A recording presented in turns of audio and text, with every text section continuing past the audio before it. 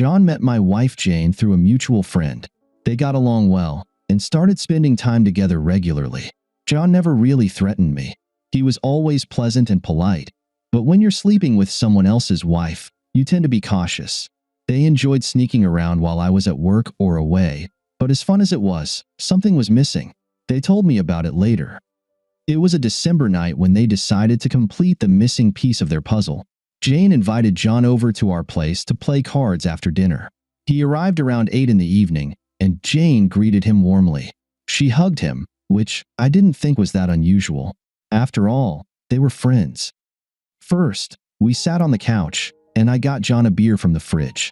When I returned, John and Jane were sitting together, holding hands, and she had them on his leg. "What's going on, guys?"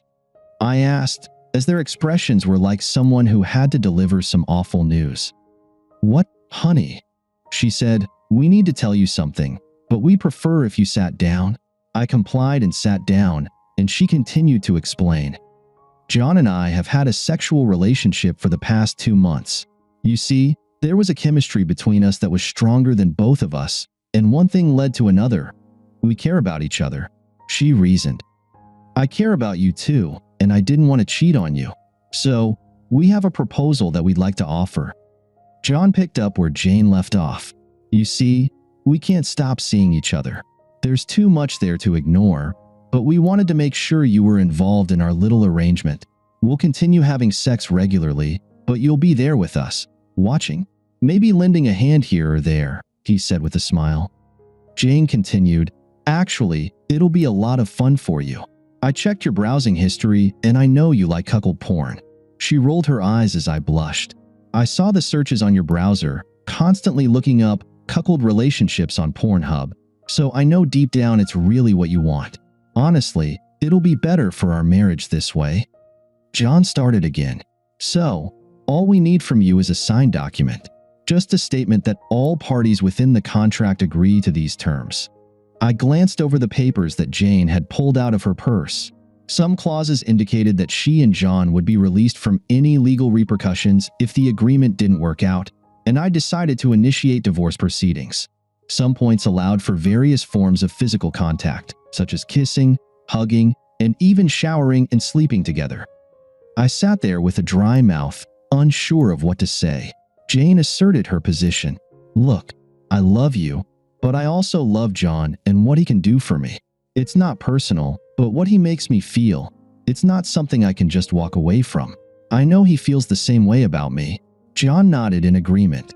"So, sign the contract, babe. From now on, it'll be like this." What was I to do? I certainly didn't want a divorce, but I had no idea how I would react to seeing Jane with another man. I looked at the two of them again, their hands still intertwined, but now on her thigh. Jane looked at me seriously and said, "Maybe this will convince you to sign." I watched as she pulled John's face towards hers and began kissing him. He responded in kind and placed his hand on her cheek. Part of me couldn't believe what I was witnessing. There was my wife, making out with another man. I didn't want to admit it, but the longer they kissed, the more turned on I became. I tried to move away and cover up, but John noticed it first. "Look, he likes it," he exclaimed. It was then that Jane reached out her hand to me. I looked at the contract with the pin in my hand and sighed. I couldn't hide this from them, and I wasn't sure if it was right that I've studied quite a bit about cuckoldry, but it was for a case I was working on. You see, I'm a private detective, and I deal a lot with divorce cases in addition to the security company I own. Obviously, I hadn't done enough research, so I switched into detective mode, which I'm sure they didn't expect. I pulled out my miniature recorder and pressed the record button. "Just to clarify, I would like to record our conversation to eliminate any future disagreements, just for my own peace of mind. Do you understand? There's a lot of legal mumbo-jumbo here. I noticed that both of you have already signed and had your signatures notarized." "Yes," said John. "We just wanted to save time. We knew you would agree to this. Geraldine, our notary, will be here soon to notarize your consent. Then we can start enjoying ourselves." He beamed like a child on Christmas. "Just for clarity, how long have you two been sleeping behind my back? I can't believe I didn't catch on." Jane squeaked, Well, we've been married for 4.5 years, and for 2.5 of those, John and I have had a romance. And please, don't refer to it in such terms. He's my kindred spirit, and all this time, we've been in love. Actually, now I'm a little overzealous. Come on, Richard. Don't be so self-absorbed. She's loving enough for both of us. I looked at them and realized my marriage was over. I took a pen, made my mark, and stood up. I hope this satisfies you. I showed them the document. I had scribbled, "Oh, damn and oh." Next to the signatures. Jane looked at the contract and gasped. "Sorry, you jerk. I share poorly. Now look here, John." I shook the beer bottle in my hand, pressing my thumb against the mouth. Taking the contract, I folded it and slipped it into my back pocket. Then I aimed the bottle at my soon-to-be ex-wife and the fool who used to be my friend, removing my thumb from the neck. A stream of liquid hit them both directly in the face. I turned, grabbed my briefcase, laptop, and jacket, and despite demands to come back here and where I thought I was going, I opened the front door. I bumped into Geraldine, the notary.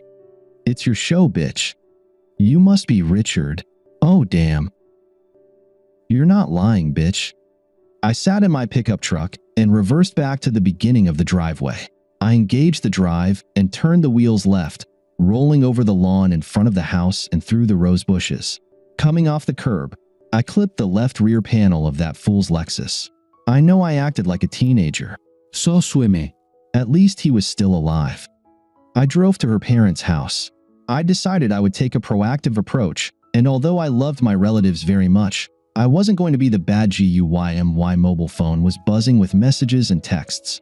Finally, my mailbox was full, and after some time, the calls and texts stopped. I pulled up to her parents' house and got out. I rang the doorbell and soon heard, all right, I'm coming."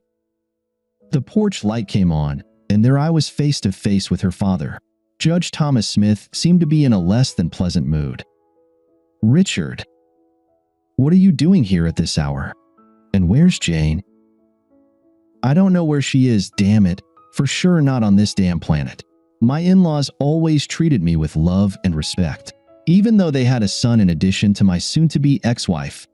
I handed the contract to the judge and placed my mini recorder on the kitchen table. "What in the hell is this?" "Read this," I said. He started reading, and his eyes widened. "Is this true?" he asked.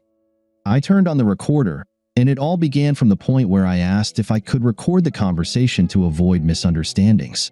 While she played it, his wife listened in, and suddenly the robe she was holding closed came open, and her hand reached for her face, covering her mouth. She gasped, and the robe fell open, revealing a sexy black nightshirt she was wearing. Well, I thought, his evening is ruined. He finished reading and looked at me. "I don't think there's any way around this, is there? What would you do in my situation?" His eyes dropped and he sighed. "I understand, son." Just then, their old-fashioned home phone rang. His wife answered it. "Hello?" "Home. If Richard's there, I need to talk to him right now." Her father grabbed the telephone receiver. "What's going on, silly? Do you both have some kind of problem?" A scream and surprise came from the other end of the line. "Dad, what are you talking about? This doesn't concern either you or Mom. This is only about me and my husband. You need to get the contract that explains this. Otherwise, you've turned this into a family problem." I heard cries and knew they know. Her father said into the phone, "Goodbye, Jane," and hung up. Dad turned to me and said, "Go and get some rest. Then do what you have to do. Just don't do anything stupid, understood?" "Yes, sir. I apologize for everything." "It's not your fault, son. Sometimes a snake just slithers into the garden." I left, got into my truck, drove to the Hampton Inn Hotel, and checked in for a week. I started demolishing the minibar, then collapsed in the bathroom, vomiting all over the floor. I dragged myself fully dressed into the shower and rinsed off with the hose. Stripping off my clothes and collapsing onto the bed, I slipped into a realm of dreams. The next morning, I woke up and got myself together again. I realized I didn't have clean clothes, so I called another good friend of mine, Gerald O'Toole, the one who isn't sleeping with my wife, and asked him to buy something fresh and bring it to the hotel, room 819. He was a bit concerned about what was happening, so I told him I'd explain everything when he arrived. Oh, and grab a few Egg McMuffins and plenty of coffee. Hurry up, buddy. Then I contacted my office and instructed 2 of my best guys to start surveillance on the whore and the asshole. I called the bank and froze all my accounts, personal and business. I canceled all our joint credit cards after paying them off. Next, I called and deactivated her cell phone, which was part of my business plan with the company, and then called to have all the utilities shut off at our house. I called my friend who was a lawyer, and she recommended a divorce attorney. My brother is really good if you want maximum carnage. Tell him I sent you. Apparently, it's a sure bet and could be a landmark decision. I called her brother, and around that time, Gerald showed up. I got dressed, and we bought breakfast items. I briefed him on yesterday's events, and at the same time told my future lawyer what happened and what I wanted. He told me to come to his office with all necessary documents around 3 p.m. We'll strategize there. Gerald couldn't believe his ears. I can't believe she could do that, not just for deception, but to propose a written contract, and notarized, no less. Tell me about it. I need to do a few more things. I'll get in touch with you later and fill you in. No problem, buddy. I never fully trusted John, and I guess now I know why. If you need anything at all, Astrid and I are always here. Astrid was his wife of 10 years and always treated me like a little brother. He left, and I looked at myself in the mirror. I looked like crap. Definitely an improvement compared to yesterday, though I went out and headed to the bank. I was immediately taken to the office of the senior vice president. I'm not a billionaire, but between my personal accounts and business accounts, it was a significant sum of money. He lunged at me. I don't understand your actions. Of course, it's your money, and you can do as you please, but is there anything we can do to change your mind? Guess where John worked? He was a senior financial consultant at the bank. So, I placed the contract on the vice president's desk and then turned on the recorder. His eyes clouded over as he read the contract, but when he realized what he was reading and hearing, his face went from pink to transparent. Surely, this must be some sort of joke? If it is, I'm not laughing. I can't continue doing business with an institution where a jerk who's sleeping with my wife behind my back works. My voice rose to a low roar, and I'm sure the surrounding staff heard every word. I took the contract from his trembling hand and grabbed the dictaphone. Curious how many other clients have been treated the same way. Please inform John Samuels that legal documents will soon be served to him. Have a good day, sir. I turned and walked away. As I passed by his office, I heard him bark, "Bring Samuels here immediately." I chuckled that I stopped at the stationery supply point and printed 3 copies of the contract. I thought it best not to show the original to anyone until it was in the hands of my lawyer. Then I went to my insurance agent. Guess whose future ex-wife worked there? I was escorted to the office of the owner, Miss Daphne Loria. I thought I heard a muffled Richard as I walked through their office. "This is great," I smiled. Miss Loria stood up as I entered and shook my outstretched hand. "Richard, good to see you. What can we do for you?" She seemed nervous and clearly out of her element. "I suppose you know why I'm here, Daphne. I'm canceling all my insurance with your company effective immediately, and I would appreciate a reimbursement check right now. I can't do business with anyone who would hire a lying, cheating whore." "Just a moment, Richard. Your personal feelings can't influence how my company conducts business. I haven't seen or heard anything." I tossed a copy of the contract onto her desk and stared at her. "Do you need to listen to the tape recording?" She skimmed through the 3 pages and briefly reviewed the notary stamp and signature. A tremor shook the upper part of her body. "Just a moment, please." She pressed the intercom button. "Jane, could you please come to my office right now?" A few seconds later, his clearly shaken future ex-wife entered the office. "Yes, Miss Loria?" "Jane, you're fired. Clear your desk and leave. Immediately." Jane staggered, then fainted. Several people approached and bustled around her. Miss Loria stood up and asked if my decision still stood. I stood up and shook her hand. It's been a pleasure dealing with a highly ethical professional. I think I can leave my business where it is. I turned and left, stepping over my ex-wife lying on the floor, and went to the lawyer's office. My lawyer's name was Nathaniel Sampson. He was a bit older than me but looked younger. He was sharp. He invited me into his office. He asked if I wanted anything to drink, then asked his secretary to bring us some water. Now, Richard, I've talked to my sister, and she seems to think I'll like this. So, what do you have? I prepared the original contract and then turned on my tape recorder. The recording ended, and he listened to it, but it seemed that he was more interested in the contract. When it was all done, he pressed the intercom button. His legal assistant secretary entered. Bethany, take this tape recording and make 2 copies. Then put the original in the safe. Buy Mr. Daniels a new cassette and return the dictaphone. He returned to reading and occasionally glanced at me sideways. Finally, he set aside the contract and looked at me. This is real, isn't it? No one could have made something like this up. He paused for a moment, then looked back at me. All right, so what do you want to do? I want to crucify them. I want to cause them such intense pain that they can't hold down jobs or have any public life together. I want them to pay big time. He smirked slightly and smiled at me. I've never seen anything like this in my life. I wouldn't pass up the chance to be a part of this for all the money in the world. The first thing we're going to do is bring in a notary and interrogate her. I've worked with her before, and I think she'll be cooperative. We'll have our own notary here, and we'll do everything by the book. Then we'll verify the authenticity of the tape and put it to good use. We'll push for a jury trial and nail them. Oh, I said, I think they've both lost their jobs already. I made a bit of a stir at the bank and at her workplace. Even better if we just ramp up the pressure. If we get a jury trial, I'll take this on a public interest basis. I'm already liking this.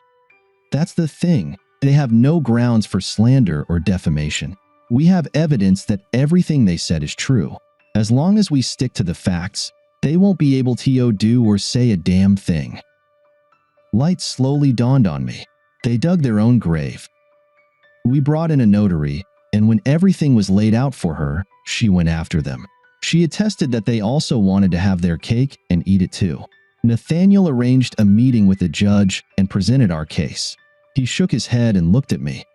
I sympathize with you, Mr. Daniels.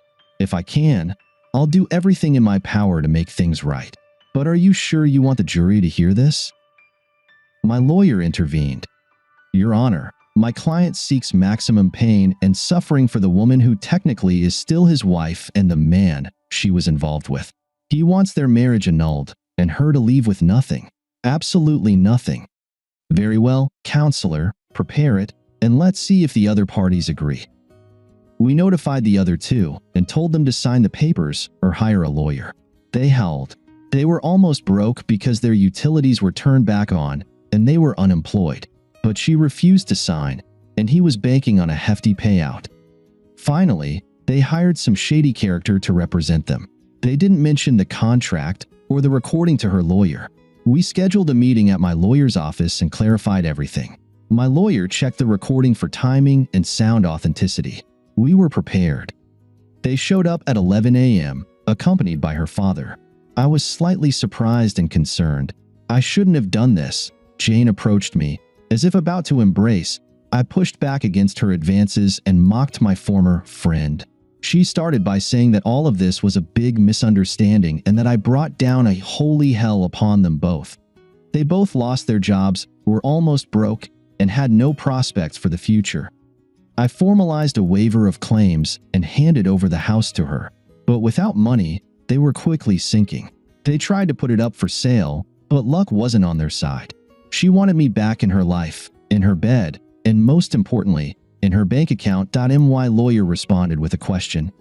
Are you still dating Mr. Samuels? Her lawyer stated that it was irrelevant to the discussion. They're just friends. With those words, my lawyer pulled the contract from his stack of documents and placed it in front of the guy. Let's try this again. He stood facing Jane as her lawyer read the document. "Are you still dating Mr. Samuels?" She paled and almost fainted. "I don't think I want to answer that question. It's too personal." "That's fine, Miss Farrell.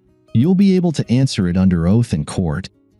I became increasingly self-satisfied, watching their lives crumble.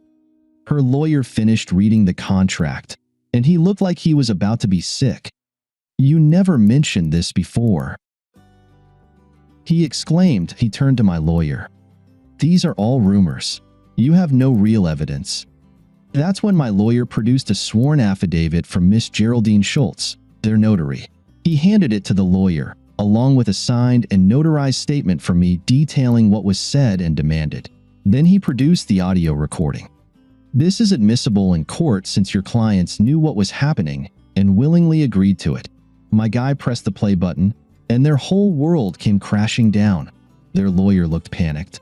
It was then that her father, the judge, spoke up and settled everything.